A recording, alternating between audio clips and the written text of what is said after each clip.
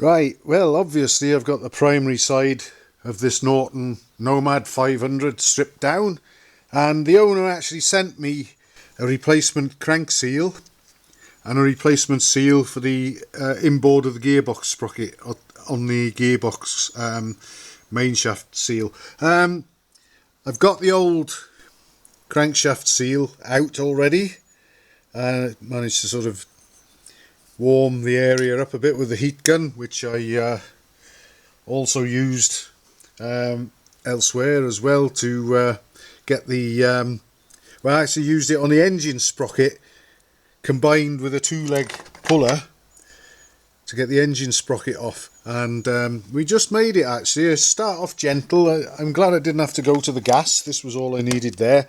Got the puller wound up nice and tight, tapping it on the end, the head of the puller bolt, not the crank by the way, tapping it on the end with a hammer didn't produce any results.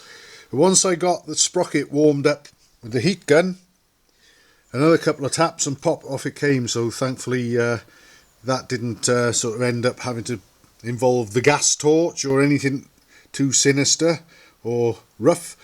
Anyway, here's the old crankshaft seal, and there was actually a little bit of evidence of oil had been sort of dribbling down it. It was, one face of it was wet there, the bottom part, where there was a track where oil had been running down it when the engine was wet sumped, so it must have been letting some oil past. So we got a new one to put in there. But strangely enough, like I've already said, I probably got a couple of pints of oil out of here, and there wasn't a drop leaking from it. Obviously it was leaking when it was running, so that obviously led myself and the owner to believe that this crank seal might need replacing, and that maybe there might be oil getting passed out the back of it somewhere. And I've been having a look on the Norton online parts lists actually, and there's actually, I got a rubber O-ring there. I just put that in sort of experimenting. I'll get it out.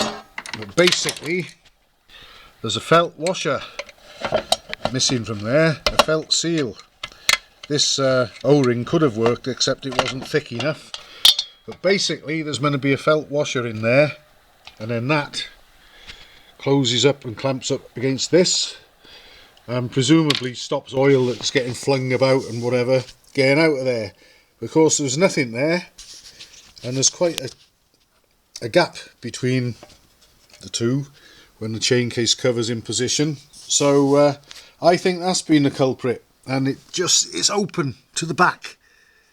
So I think, especially if any blow by at all had been getting past the crank seal, and the primary chain and clutch and everything had been churning around, and there was too much oil in here, it would be easy to see how oil could just get flung about and chucked out of there. And I think that's where the big leak was coming from.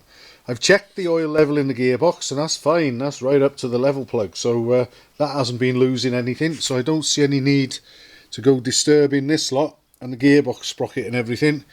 That has got to be where the oil was getting out when the engine was running. So I'm going to see what I can come up with, although I've seen that they've obviously got the part available at Andover Norton, so if needs be I'll send off for one.